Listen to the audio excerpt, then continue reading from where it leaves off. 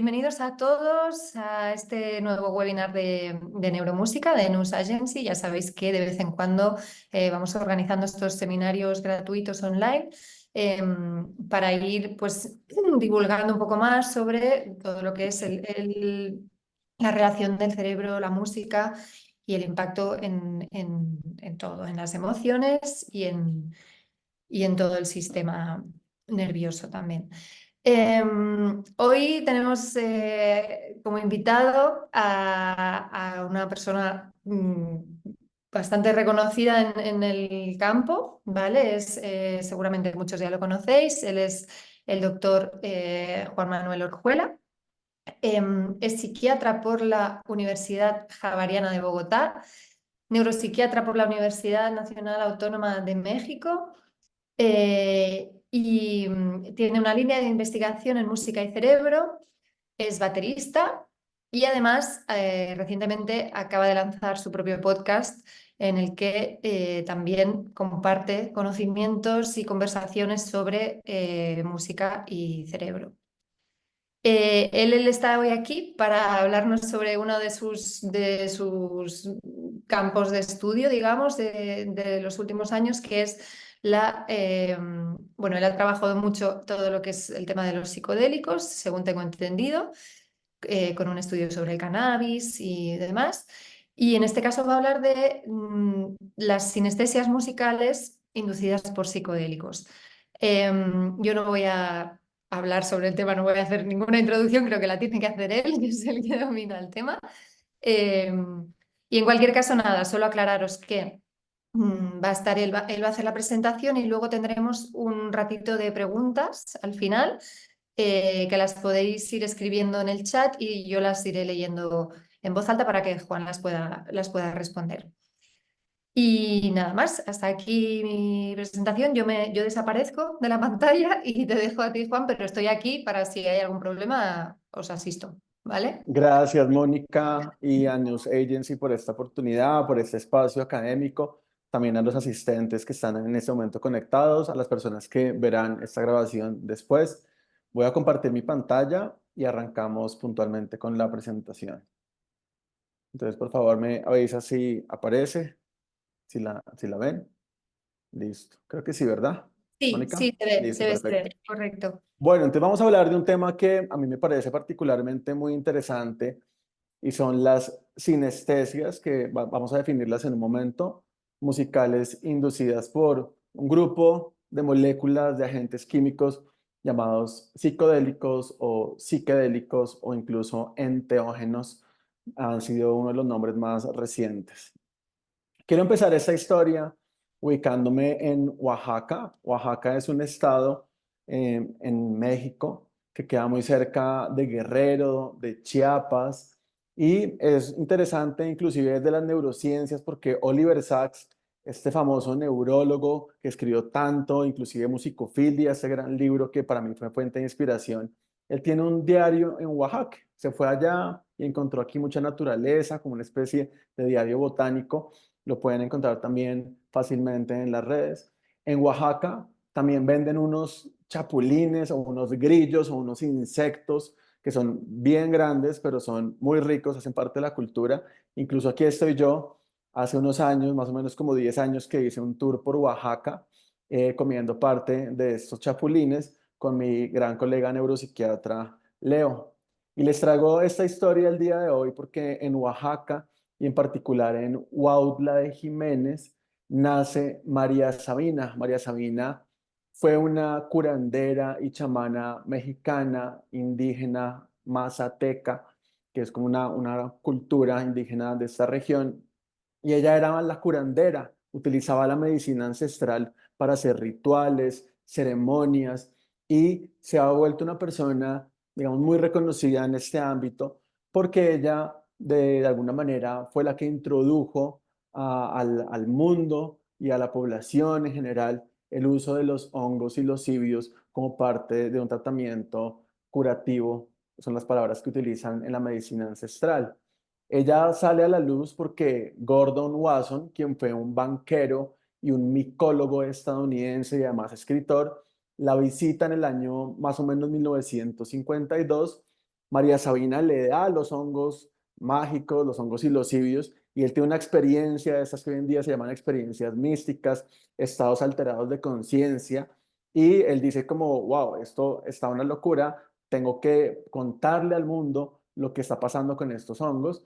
Y en 1957 en la revista Life aparece este título dando a conocer el descubrimiento de unos hongos que causan visiones extrañas. Y parte de esas visiones extrañas vamos a ver que tenían que ver con las sinestesias, con el hecho de ver cosas que de pronto nos despiertan otros sentidos como la audición o como el olfato, como el tacto. La representación visual de los psicodélicos va a ser muy importante y más adelante vamos a hablar de la neurobiología de este fenómeno. Él la pone así en el título, Magic Mushrooms, los hongos mágicos, y aquí es que se le empieza a denominar de esta manera. Incluso en esta época que era la contracorriente y la contracultura de los 60, donde estaba el hipismo, el paz y amor, el ambiente, la sostenibilidad tan importante, empiezan a viajar a Oaxaca, esa región de María Sabina, y empieza a ver casi que un acecho cultural y botánico también. Aquí hay algunas fotos de María Sabina, se vuelve muy famosa, muy popular en su momento, pero también atrae mucha gente y en su pueblo, en su localidad, la tildan, la señalan, la culpabilizan porque hubo mucha destrucción aparentemente por tantos turistas buscando esta magia en los hongos. Ella muere también en la pobreza y con el paso del tiempo es que se resignifica su importancia en esto que hoy en día, ustedes saben, la psilocibina está siendo utilizada para diferentes condiciones de salud mental como la depresión refractaria. Se dice también que por allí pasaron Mick Jagger, Jim Morrison, Bob Dylan, grandes cantantes de la época y que aparentemente parte de esas experiencias tuvieron que ver con algunas de sus inspiraciones musicales. Quien se encarga de sacar a la luz esto y contarnos en palabras más sencillas es Michael Pollan, quien es un escritor estadounidense, y él saca en el 2018 este libro que se llama Cómo cambiar tu mente, que después se vuelve un documental de Netflix y él entrevista a todas las personas que más adelante les voy a mostrar, gente de Johns Hopkins, del Imperial College London, que son las personas que han hecho investigación con psicodélicos y que nos han permitido entender que también hay otras formas de tratar enfermedades mentales severas. Pero a partir de ese conocimiento, lo traigo, es que se puede hablar de las experiencias místicas y de los fenómenos sensoperceptivos como las sinestesias que aparecen durante el consumo de psicodélicos. Hoy en día incluso se encuentran algunos murales de María Sabina en estas regiones. Vean aquí los hongos psilocibios, la conexión con la naturaleza, con el cosmos, la sensación de unidad que es tan importante y también todo el componente indígena, ancestral, que hace parte de la historia de este hongo psicodélico. Entonces, una sinestesia, ¿qué es?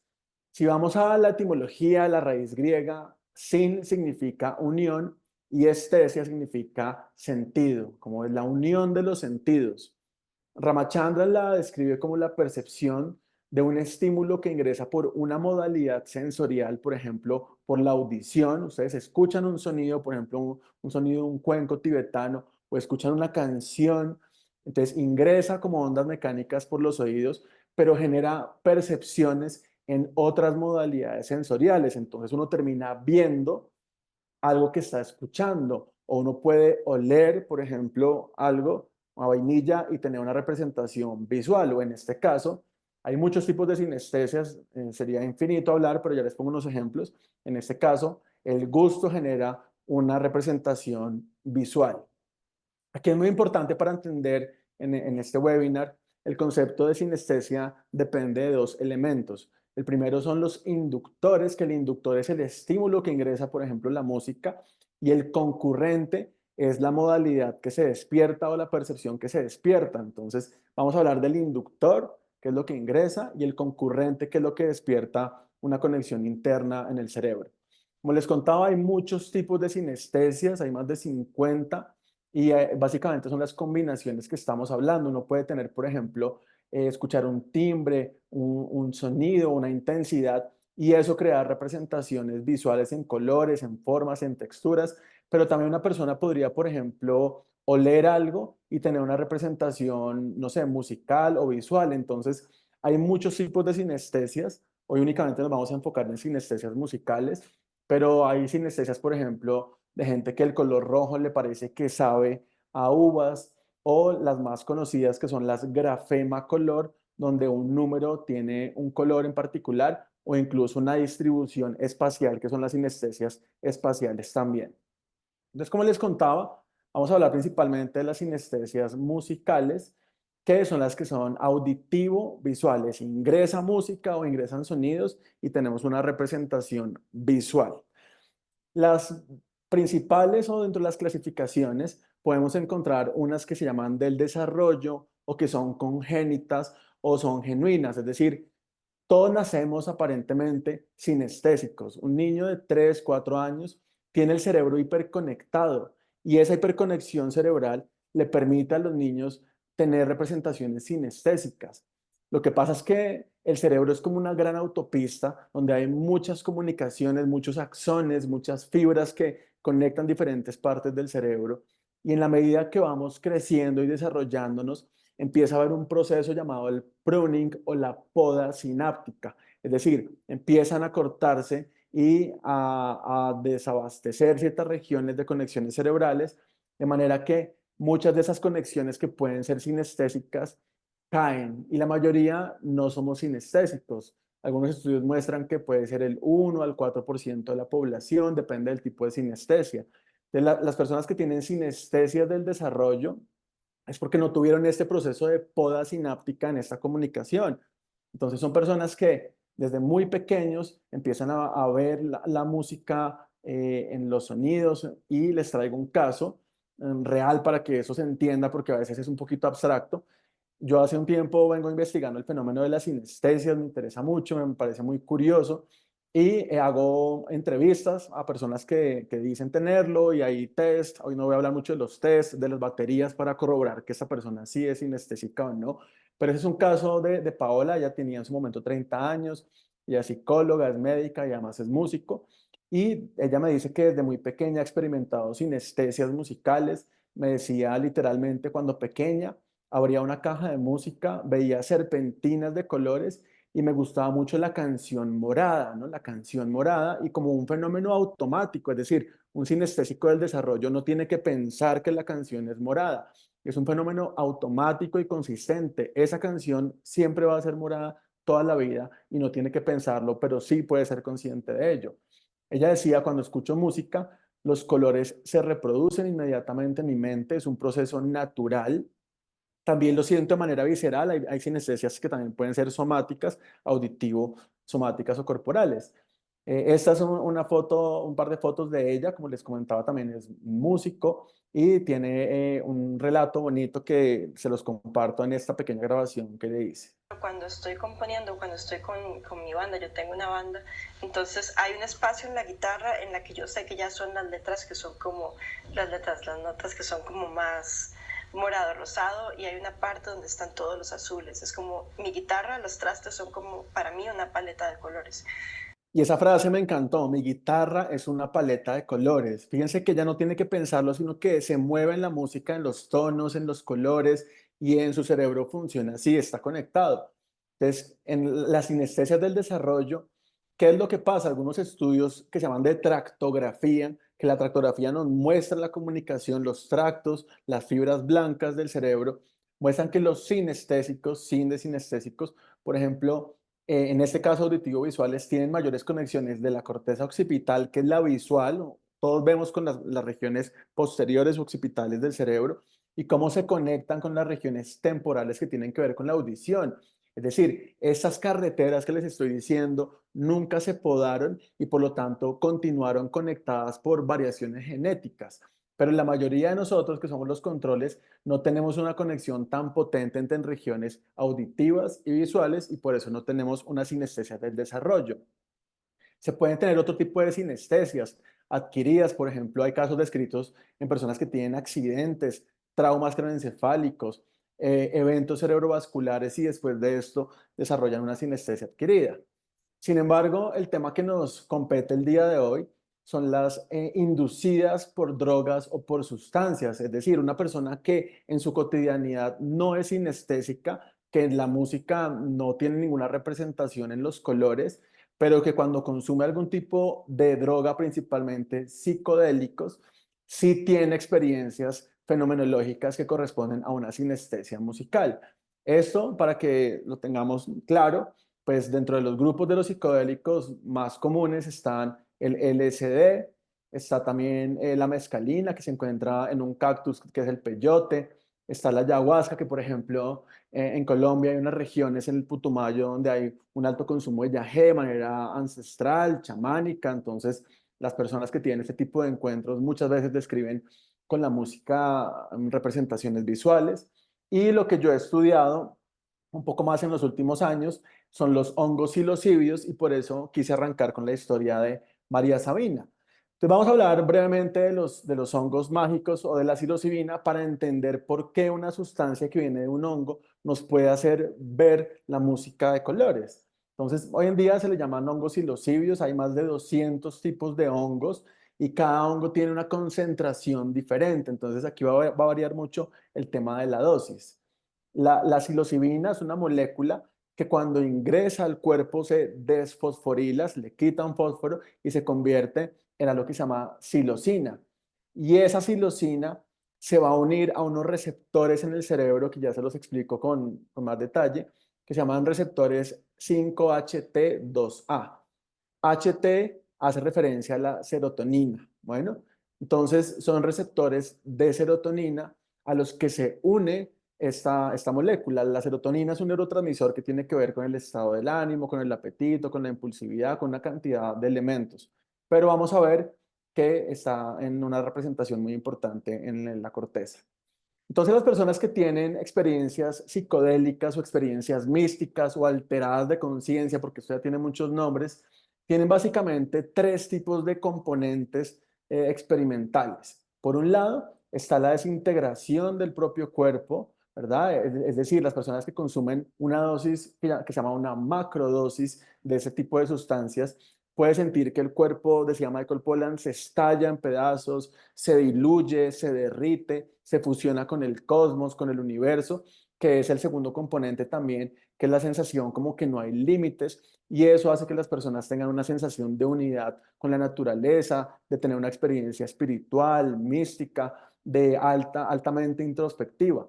Pero vean que a nivel de la percepción también es muy importante en la cantidad de elementos que aparecen allí en la imaginería visual y auditiva, y aquí aparecen las sinestesias auditivo y visuales. ¿Esto qué nos quiere decir? Que diferentes componentes como la psilocibina, el LSD, pueden generar este tipo de elementos y vamos a ver que el LSD es muy importante. Entonces, como parte de una experiencia mística, como parte de un estado alterado de conciencia inducido por psicodélicos, vamos a tener una experiencia sinestésica de este tipo.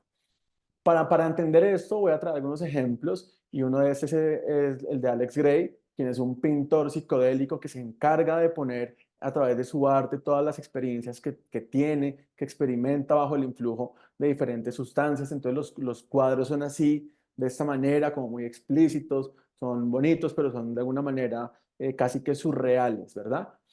Entonces les traigo una serie de ejemplos de algunas personas que he podido entrevistar que nos permiten compartir qué es lo que sintieron durante la experiencia sinestésica inducida por psicodélicos. Una de ellas es Victoria, que es una gran amiga y colega prácticamente, ella es psicóloga clínica y en Bogotá tiene digamos, su espacio para hacer intervenciones con micoterapia. Y ella me contaba esta historia que quiero compartirles para que veamos cómo es el relato de una sinestesia musical. Me acuerdo que había comido muchos gramos de hongos, psilocibe, como 6, 7 gramos, fue la dosis más grande que he hecho, estaba en Chía, en el centro histórico, y empecé a ver la energía, los colores de la energía, las ondas, y estaba sonando música de meditación, sí, ondas vibracionales, y pude verlas en colores y las ondas cómo se movían, más que todo de color morado, naranja, como estos colores muy muy físicos, cuánticos, no sé cómo decírtelos. Es muy importante, ¿no? No sé cómo decírtelo. Eso en las experiencias psicodélicas se llama inefabilidad, que es que la gente no le puede poner palabras porque es muy difícil. Estoy viendo colores morados, naranjas, con las ondas, y esto es más o menos lo que puede sentir una persona que tiene una sinestesia. De repente, ella no es sinestésica en su cotidianidad, no tiene nada que ver con esto. Cuando pone música y no ha consumido ningún tipo de psicodélico, no lo experimenta, como muchas personas. Pero una vez bajo el influjo de estas moléculas tiene este tipo de experiencia. Otra persona que me comparte también su experiencia es con el consumo de yagé o ayahuasca, y ella intenta, como parte de su maestría, entrega un trabajo final donde les explica a las personas a través de un video qué es lo que ella experimenta en el ojo de la mente, porque cuando hablamos de sinestesias musicales, no es que las personas alucinen con esto, no es que haya como un color que se mete dentro de la cara de las personas o va hasta el cielo, no es como un objeto externo. De hecho, la mayoría de las personas que tienen sinestesias, cuando cierran los ojos, es cuando empiezan a ver como en el ojo de la mente toda esta representación, como si fuera la imaginería visual muy exacerbada. Y si abres los ojos, es como si fuera una realidad superimpuesta. Entonces ella hace este video intentando mostrarnos cómo son las sinestesias que tenía.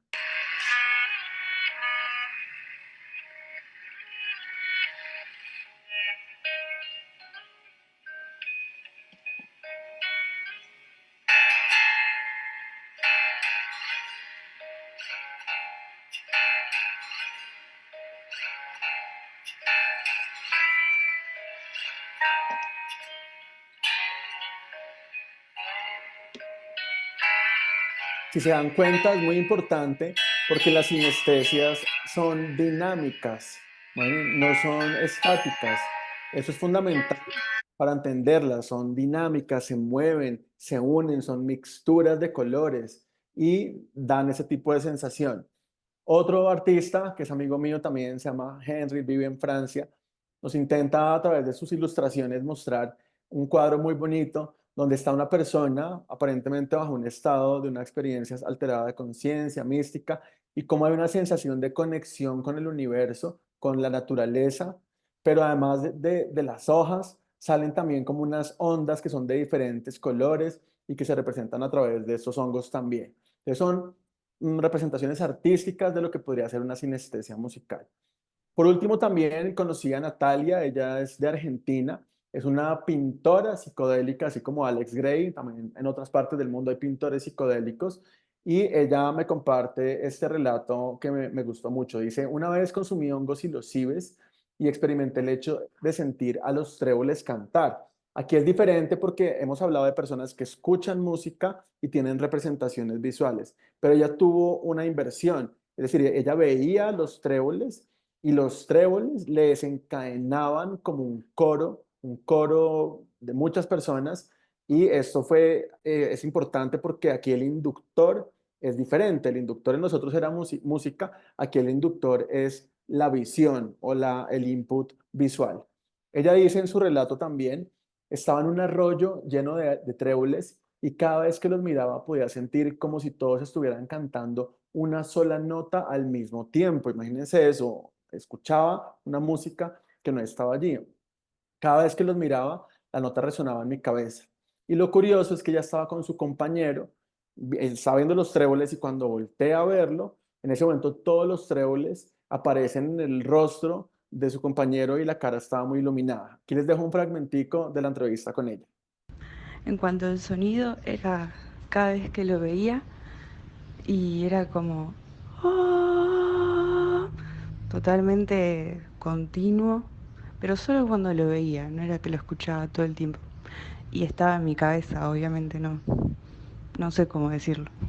Otra vez, no sé cómo decirlo, la inefabilidad. Ponerle palabras a este tipo de experiencias es muy complicado. Y como les digo, el inductor era visual y el concurrente era auditivo. Ese es el cuadro que ella pinta después de haber contado esa experiencia. Entonces yo le compro este cuadro y ahí, bueno, nos conocemos. La persona que lo acompañaba con los tréboles que estaban haciendo el coro en su cara. También, si ustedes van a la época, pues, de los 60, encuentran la psicodelia en el rock, el famoso rock psicodélico, Jimi Hendrix, Pink Floyd, y en los archivos de la época se puede evidentemente ver ese tipo de representaciones también. Entonces hay un tema y una discusión, es bueno, pero ¿cuál será la dosis que genera sinestesias? ¿Todo el mundo puede tener sinestesias? ¿Será que depende de la dosis? Aparentemente, según este investigador Christopher Sink, él dice que obviamente a mayor dosis, mayor probabilidad de tener sinestesias musicales inducidas por psicodélicos. Entonces, a mayor intensidad, por ejemplo, en este estudio utilizaron 175 microgramos de LSD y en las fases más intensas, aquí las sinestesias eran mucho más complejas, habían fractales, habían formas más abstractas, mientras que se iba bajando el efecto, las sinestesias eran mucho más simples, sencillas, de pronto como lucecitas, líneas. Entonces sí parece depender un poco de la dosis y vemos que también más o menos después de 60 minutos es que empieza el fenómeno sinestésico según este investigador. Ahora, para irnos un poquito a la parte más neuro, porque también estamos en un contexto de la neuromúsica, debemos preguntarnos cuáles son las bases neurobiológicas que explican esas experiencias. Me he dicho, ¿qué pasa en el cerebro de una persona que está viendo la música? ¿Qué tipo de conexiones se alteran en ese momento? Vamos a intentar explicarlo de una manera muy sencilla y es bajo dos modelos neurocientíficos, que es uno que se llama tálamo cortical, que ya les explico qué es, y otro que se llama de pensamientos relajados por los psicodélicos o REBOS. Es el primero, para que lo tengan claro. El tálamo es una estructura del cerebro que es como si fuera la pepa de un aguacate o de un mango o de una fruta. Así es tal cual, está en la mitad de nuestro cerebro y el tálamo es un nodo o un punto de relevo donde llega mucha información. Toda la información que viene del cuerpo que llamamos interoceptiva pasa por el tálamo y se distribuye a la corteza, pero también toda la información que viene de afuera, que es exteroceptiva, también para en el tálamo, excepto el olfato. Entonces el tálamo es como un gran nodo y eso es importante porque aquí actúa como un filtro. Toda esa información pasa por un filtro talámico. Ese es un gran nodo, como el Arco del Triunfo, por donde tienen que pasar mucha y mucha información. En esta otra representación lo vemos, vean ustedes, por ejemplo, como el gusto sube por el tallo y hace un relevo en el tálamo, la visión también para en el tálamo y sigue la corteza occipital, la audición para en el tálamo y sigue la corteza auditiva, es decir, todos terminan parando en ese punto, incluso toda la parte, como les digo, somática también. ¿Eso por qué es importante? Porque en el tálamo hay receptores, ¿se acuerdan de los receptores que hablamos previamente? 5-HT2A, que eran receptores de serotonina. Pues en el tálamo hay muchos receptores de serotonina. ¿Y qué va a pasar? Que los psicodélicos interactúan con esos receptores de serotonina y hacen que se modifique la función de filtro talámica. Por eso, algunos investigadores han dicho, bueno, en el tálamo se incrementa una conectividad que se llama funcional, que es esto que hay áreas del cerebro que empiezan a hablar, se empiezan a conectarse entre el tálamo y las cortezas que son más sensitivas. ¿Sensitivo qué es? Pues el gusto, el olfato, la visión principalmente. Entonces el tálamo se conecta más con el sentir. Por eso las experiencias místicas con psicodélicos son muy sensitivas. La gente describe los detalles. Una paciente mía decía que había tomado un pedazo de pasto y se había quedado viendo por horas el recorrido de una hormiga y entendía la hormiga y ahora ves las texturas diferentes, los colores, la nitidez, porque todo lo que es sensitivo se exacerba muchísimo. La psilocibina además, y en particular el LSD también, modifican las conexiones entre el tálamo y esta corteza que es visual. Ahorita les muestro unos estudios funcionales, pero todas estas regiones visuales están mucho más conectadas bajo el influjo. Algo que es importante es que no se afecta la memoria del dónde y el cuándo con las experiencias psicodélicas, porque ¿qué pasa con el alcohol? Una persona que tiene un exceso de alcohol se enlaguna, tiene una amnesia lacunar, así se llama, se enlaguna y simplemente no recuerda. Entonces, es importante que los psicodélicos, a pesar de que la persona puede estar sintiendo que se volvió un molusco y viajaba por el mar, como un paciente que también es una macrodosis de psilocibina, sentía que estaba allí, a pesar de tener este tipo de experiencias tan abigarradas, las personas recuerdan y eso es importante cuando hay terapia alrededor de esto. También modifican las zonas de la cognición social, de la empatía, pero genera mucha desatención, por eso no se recomienda consumirse un psicodélico y manejar o estudiar o dar una clase. Entonces, este Berit Brogard, que es muy reconocido en esta área, él lo que dice es que hay una hiperactividad serotoninérgica como una posible explicación de las sinestesias inducidas por drogas. En el ejemplo que él pone está la psilocibina se activa como psilocina, que ya lo explicamos, y eso genera una conexión entre algunas neuronas que son piramidales y el tálamo. Acuérdense que estamos hablando del tálamo, del filtro, y esa desestabilización talámica empieza a crear una actividad que él dice es aleatoria y por eso de repente, y eso es importante, no siempre la persona que tiene sinestesias musicales va a tener la misma experiencia cada vez que consuma, por ejemplo, hongos o LSD o ayahuasca, porque va a depender de muchos factores, del momento, de la dosis, de su estado emocional, etcétera. Entonces, él dice, aquí hay un tema también un poco aleatorio que no es fácil de reproducir en otros contextos. Ellos hablan ya en términos muy científicos que se genera un bucle de retroalimentación desinhibida y eso es como si ustedes tuvieran un apartamento donde ustedes normalmente se comunican de este salón a este o de este a este, pero en este estado empieza a haber una comunicación con otros cuartos, con el vecino del primer piso, con el del sexto piso, con el del tercero, empieza a haber una comunicación que no es habitual en el cerebro y eso es lo que demostró también Ronald Griffiths, que es uno de los investigadores digamos que sacó a la luz todo este tema de la psilocibina y los psicodélicos. Ronald Griffiths trabajó porque murió el año pasado en Johns Hopkins, pero lo pueden buscar. Y él decía justamente que la psilocibina inducía alteraciones en el funcionamiento talámico, que es lo que estamos hablando.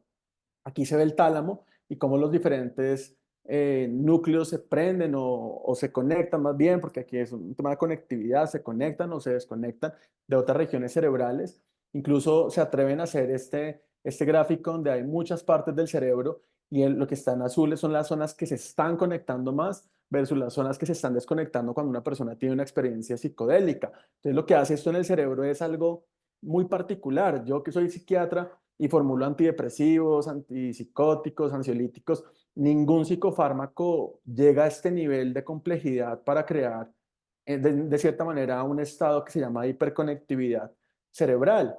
Y obviamente la conversación entre lo auditivo y lo visual es lo que nos lleva a tener fenómenos sinestésicos.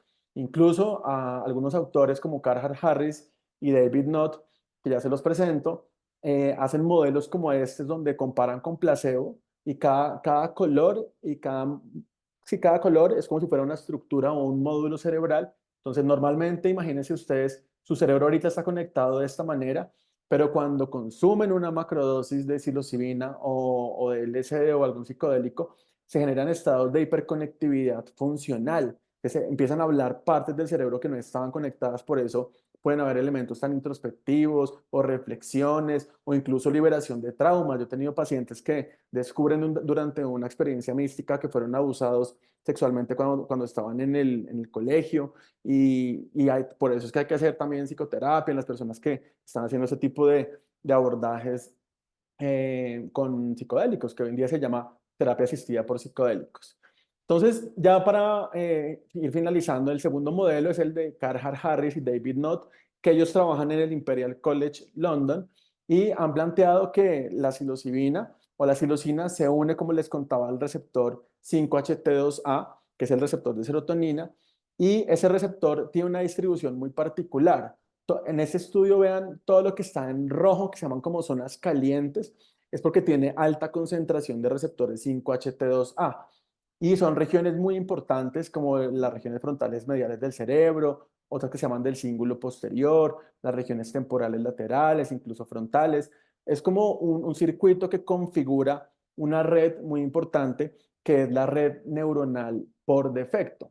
Se le llamó así porque las personas las metían en esos aparatos que son como resonadores funcionales y las personas, como cuando usted va en un tren y está pensando en muchas cosas, empieza a pensar que tiene que pagar el recibo de la luz, que tiene pendiente ir a visitar a su hermano, que debería meterse el curso de no sé qué. Cuando uno empieza a vagabundear mentalmente, ahí se prende esta red neuronal que se llama por defecto y que justamente es donde está esta distribución de los receptores que estamos hablando. Esa es la red del vagabundeo o de la perspectiva del sí mismo, de la fantasía, de los recuerdos. ¿Y qué es lo que pasa? Que los psicodélicos, y en particular los estudios más recientes con psilocibina de Katrin Preller en la Universidad de Zúrich, en Suiza, nos muestran justamente que esta red neuronal por defecto pareciera que como que se apagara o más bien disminuiría su conectividad, y al apagarse esto las personas es que tienen sensación de fusión con el cosmos, con el universo. Pero también vean ustedes que se prenden las regiones de la visión, por eso es tan importante y por eso la experiencia psicodélica es tan visual. Cuando vimos el póster de Pink Floyd, de Jimi Hendrix, todo es muy visual, hay fractales, hay deformaciones, hay ilusiones, y eso es porque las regiones occipitales están muy activas o están más conectadas. Incluso pues todos los cuadros de Alex Gray tienen este componente tan visual.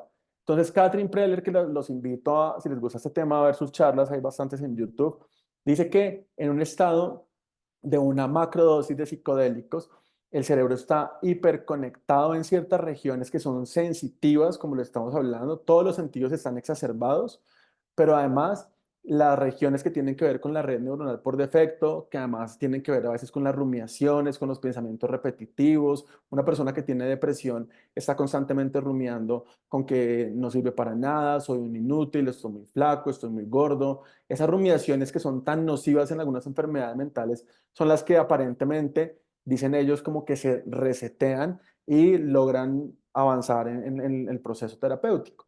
Incluso este paper publicado en Nature por este grupo también nos muestra esto, ¿no? Que las regiones sensitivas están mucho más activas que las otras. Ya estoy finalizando. Quiero mostrarles un par de estudios más. Este me gusta mucho porque es la inducción de sinestesia, es lo que estamos hablando, con agentes químicos. Y ellos hacen una revisión muy amplia de diferentes inductores. Vean, ustedes pueden haber inductores térmicos, de tacto, gustativos, olfatorios, y el concurrente, ¿no? Entonces aquí hay una combinación increíble de sinestesias, pero si nos vamos a las musicales, hay personas que con música no solamente ven cosas, sino que ven formas, colores, como lo hemos hablado, pueden oler la música, que hay casos descritos de personas que esa canción les huele a vainilla o esa canción le huele a chocolate, o incluso también sensaciones físicas. Michael Pollan en su libro describe que cuando él estaba en una macrodosis de psilocibina, le pusieron como una canción con bajos, con chelos, y él sentía que todo su cuerpo vibraba como si fuera una cuerda de un bajo. Entonces pueden haber sensaciones también muy somáticas o ápticas, también se llaman así, o incluso también con sonidos, ¿no? Hoy en día se ha puesto también muy de moda el tema del sound healing, de los baños de sonido, la experimentación de sonidos tipo cuencos o samafones o algunos elementos tipo handpan, también podrían inducir este tipo de sinestesias. Entonces, ya para ir resumiendo y finalizando, pues el fenómeno de las sinestesias musicales inducidas por psicodélicos es bastante complejo, pero parece darse con mayor frecuencia con el LSD, con la ayahuasca también, como lo mencionamos, con la psilocibina. Es decir, los psicodélicos son los que más sinestesias se están generando, pero también me gusta esa gráfica porque hay gente que, por ejemplo, con el tabaco puede generar sinestesias. Se fuman un cigarrillo y empiezan a tener sinestesias, o por ejemplo con la cafeína. Imagínense ustedes desayunar con un café y en ese momento la música empieza a tener representaciones de colores. Y aquí lo que nos quiere decir este tipo de elementos es que hay mucha variación, aquí hay mucho elemento idiosincrático, depende de usted, de su genética, de su cerebro, de la forma como conectó su cerebro cuando era pequeño, durante la infancia. Entonces, aquí hay mucha variabilidad, pero lo que sí se sabe es que un cerebro expuesto a dosis altas de psicodélicos va a tener una mayor probabilidad de tener fenómenos sinestésicos musicales. Ya por último, hago esta pregunta y la dejo en el panel también. Si existe alguna manera de pronto de experimentar sinestesias musicales sin consumir sustancias, porque a veces la gente me dice, pero yo quiero ver la música sin tener que meterme un ácido, un LSD a la boca. Entonces, ¿qué se puede hacer? Pues digamos que lo más cercano a eso sería ser un meditador profundo, un meditador avanzado, experto, porque las personas que hacen meditación profunda justamente modifican esta red neuronal por defecto, y al modificarla empiezan a tener estas conversaciones que hablamos de unas regiones con otras, a generarse este feedback desinhibido, estos bucles, y algunas personas en estados de meditación profunda han descrito también fenómenos sinestésicos. Incluso Carhart Harris, el que les mostraba al principio, tiene papers donde habla de los psicodélicos, la meditación, la autoconciencia y cómo de repente eso se puede mezclar y puede tener un efecto sinérgico en el cerebro.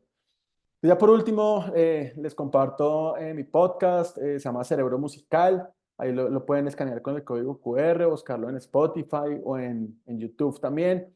Son 6 capítulos de la primera temporada. Hablamos de todo un poco, de sonido y música, de neurodanza, imaginación musical, de neurociencias de la creatividad musical. Yo los invito a que lo visiten. Y también mi página en Instagram, que es juan.neuropsiquiatra, o mi página principal, donde ahí también tengo algunos temas que estamos hablando el día de hoy. Entonces, bueno, pasamos a la sección de preguntas con este niño que a veces hace muchas preguntas y el abuelo a veces le dice que no tiene respuesta para todo. Y lo digo porque a veces con los psicodélicos hay muchas preguntas y no siempre hay tantas respuestas. Entonces espero poder responder las que sepa y las que se hayan estudiado también. Muchas gracias.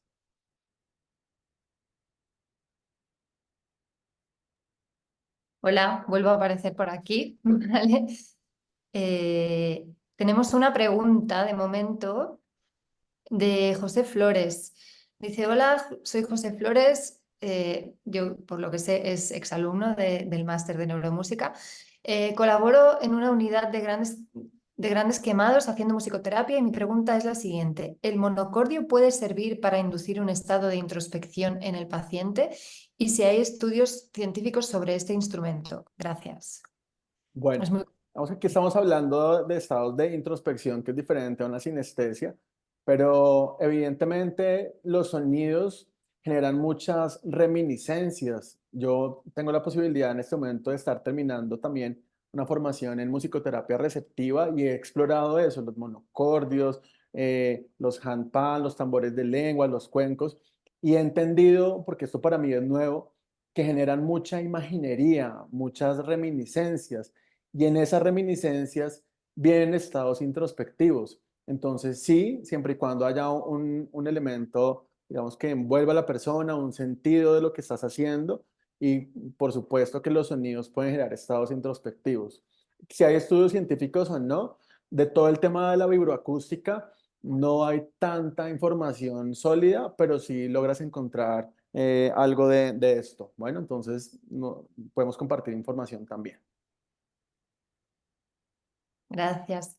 Luego tenemos a Jairo Bonilla que dice, antes que nada, maravillosa presentación, gracias. Y luego pregunta, ¿podríamos considerar a las emociones / sentimientos evocados por la música como reacciones sinestésicas? Qué buena pregunta, Jairo, gracias por comentarla. Pues normalmente las emociones están ligadas a los estímulos internos, externos, es decir, es como una sinestesia natural, ¿verdad?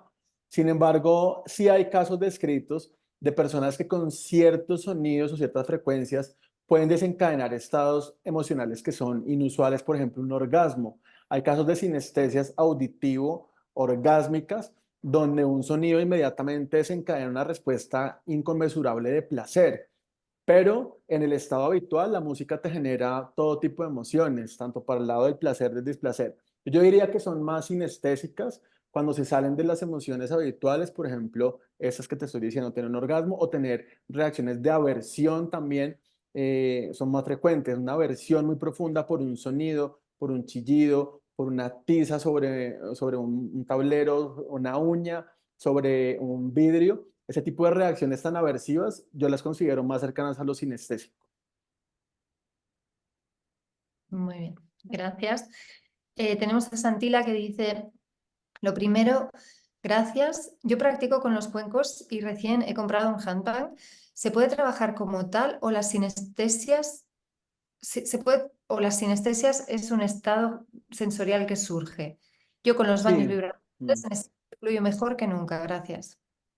Sí, todos estos elementos de la musicoterapia receptiva que son más enfocados, fíjense que aquí es importante diferenciar la música, que la música habitualmente hace referencia más como a un grupo, no un bajo, una guitarra, una secuencia de instrumentos que están ahí organizados, pero los sonidos, que es lo que estamos hablando, un cuenco es un sonido, es una frecuencia, un armónico, un handpan también son más sonidos. Entonces, los sonidos sí pueden generar, como lo mostraba al final, estados sinestésicos, pero si tú no has consumido nada, la única forma es que seas un sinestésico del desarrollo o congénito como los que mostré, como esta chica que se llamaba Paola, o ya, si la persona está en un estado de meditación muy profundo o ha consumido un psicodélico y tiene como esta idiosincrasia, porque no pasan todos, de generar estados de sinestesia, por supuesto que los podría desencadenar, pero aquí va a haber un elemento muy idiosincrático, pero la idea es que le preguntes a tus pacientes qué ven, ¿no? ¿Qué viste? ¿Viste algo? ¿Qué viste? ¿Era una forma? ¿Lo viste afuera? ¿Lo viste adentro? ¿Era un color? ¿Era dinámico? ¿Era estático? Porque a veces lo que no tenemos es el lenguaje para describir lo que está pasando en la mente. Entonces, siempre preguntar y ser muy detallados. Vale, Begoña García dice: ¿qué hay acerca de la respiración holotrópica como una forma natural para obtener experiencias sinestésicas? Qué buena pregunta. Fíjate que sí, la respiración holotrópica, entiendo yo, porque no soy experto en el tema, que es una respiración que básicamente es una hiperventilación. Acuérdate que cuando uno hiperventila, genera un cambio en el pH de la sangre y eso genera unos cambios también cerebrales. Entonces, nunca le he preguntado o he mirado si una persona bajo la respiración holotrópica podría generar ese tipo de experiencias sinestésicas. Sin embargo, no se me hace descabellado y me parece una pregunta de investigación muy relevante. Gracias, Begoña, por tu participación. Vale, me parece que preguntas. Ah, mira, Daniela. Hola, soy maestra de canto. Si la música puede producir reacciones sinestésicas que nos llevan a olores, colores y formas, ¿podría hacerse a la inversa? Relacionar colores o formas, por ejemplo, a sonidos y así optimizar el trabajo de afinación en un cantante. Ah, mira. Sí, gracias, Daniela. Pues claro, hay muchos inductores y concurrentes. Entonces, un inductor puede ser un olor, un color, y eso puede tener una representación. O, es que aquí es diferente porque una representación, y es una buena discusión, las sinestesias son representaciones, son metáforas, que también la gente dice el día, o el periodo azul de Picasso, por ejemplo. Es una metáfora de la tristeza, y parece que el origen de las sinestesias tiene que ver con las asociaciones y las metáforas, inclusive la memoria. Yo te diría que una cosa es relacionar para aprender, que es como lo hacemos, y otra cosa es que tú tengas una experiencia sinestésica genuina. ¿Qué es genuina? Que sea automática, es decir, que siempre, por ejemplo, el olor a vainilla te hizo sonar un do en tu cerebro. Siempre la vainilla, un do. Eso es consistente. Automático es que aparece siempre de esta manera, y lo otro es que se puede desencadenar, que si yo te pongo a ti en este momento, Mónica, la vainilla y tú me dices, efectivamente, escucho el do. Entonces, una cosa es asociar, otra cosa es crear una metáfora, ¿verdad? Y otra cosa es ser un sinestésico, pero es como un continuum de la experiencia. Entonces, yo te diría que puedes enseñar a partir de ese aprendizaje. Qué interesante. Mati Segura dice: ¿producir sinestesias a través de la relajación sería una buena herramienta para mejorar el sobrepensar de la red neuronal por defecto? La relajación y sobre todo la meditación profunda, el mindfulness, definitivamente sí genera cambios en la red neuronal por defecto. Por eso las personas que están en estados de meditación profunda pueden valorar más la naturaleza o la vida o el amor hacia sus seres queridos, porque la relajación produce esos estados que mostré, donde uno se siente más prosocial.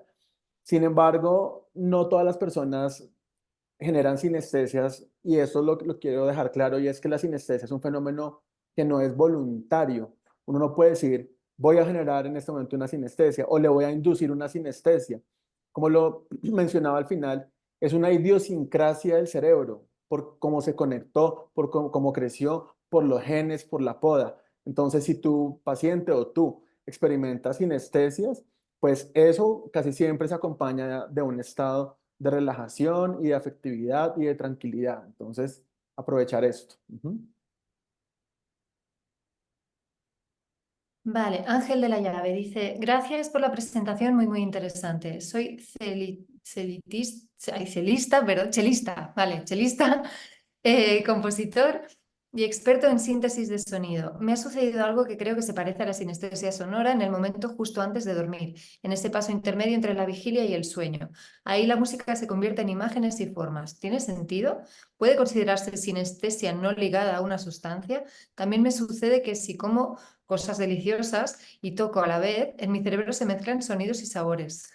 Qué bonito. Gracias, Ángel. Sí, qué buen relato, porque mira, justamente les tenía este libro que es de Oxford, que es todo un libro gigante, parece una Biblia, de sinestesias, y ahí describen justamente que algunas personas en esos estados de transición entre la vigilia y el sueño, que los llamamos hipnagógicos, así se llama hipnagógicos cuando nos estamos quedando dormidos, son muy similares a la fenomenología de una sinestesia. En ese momento podemos ver, tener visiones o creer que, por ejemplo, el saco que está colgado es una persona o la mochila o la maleta que está en la esquina del cuarto es un perro. Esos momentos de transición que se llaman hipnagógicos están descritos como muy similares a estados sinestésicos. Entonces no me sorprende, y también es otra gran pregunta de investigación, si las personas en estados de hipnagógicos pueden tener fenómenos sinestésicos, pero que son muy sutiles, son muy efímeros y espontáneos, pero sí tiene sentido, y qué gran aporte. Gracias, Ángel de la Llave.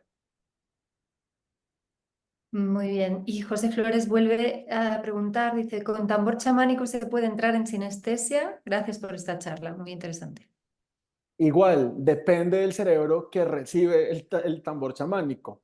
Es un sonido finalmente. A mí me encanta ese tambor. Hace poquito me compré un tambor de esos con piel de ovejo y ahí ando por mi casa con mi hija y con mi esposa persiguiendo, y depende del cerebro. Si es un cerebro que se conecta sinestésicamente, seguramente sí. Inclusive hay personas que con la intensidad, que no lo hablamos, por ejemplo, pueden ser como círculos que se agrandan o círculos que se disminuyen con la intensidad del sonido. Entonces depende del timbre, depende de las notas, depende de la intensidad. Entonces seguramente sí, en un cerebro sinestésico.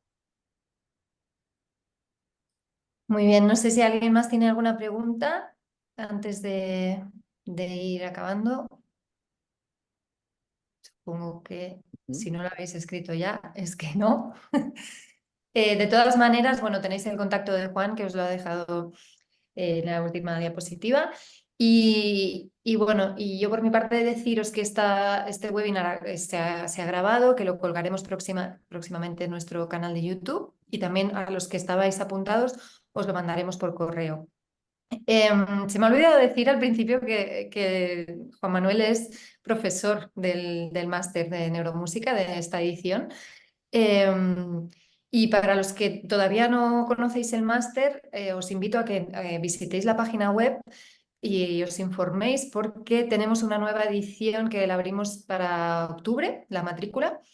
Pero que o sea, ya está abierta la convocatoria, así que ya podéis informaros para que os resuelvan todas las posibles dudas. Como veis, Juan es un crack, o sea, ha conseguido sintetizar toda la información en el tiempo que le habíamos dado, y es una pasada. Y hay mucho más que podéis aprender con él. Así que de verdad que os emplazo a que investiguéis más sobre el máster y que os animéis a apuntaros. Porque como Juan, hay otro elenco, o sea, hay un gran elenco de profesores muy, muy, muy potentes que vale la pena escuchar. Y nada, creo que con esto ya podemos ir cerrando, no tenemos más preguntas. Y nada, agradecerte muchísimo, muchísimo, muchísimo tu disposición y tu entrega para esta clase, que ha sido una maravilla, de verdad. Gracias, Mónica, a todos los asistentes por la participación, por las preguntas, y cualquier duda estoy dispuesto a colaborarles, compartir información y conocimiento. Un abrazo. Muchas gracias, ya cerramos aquí entonces.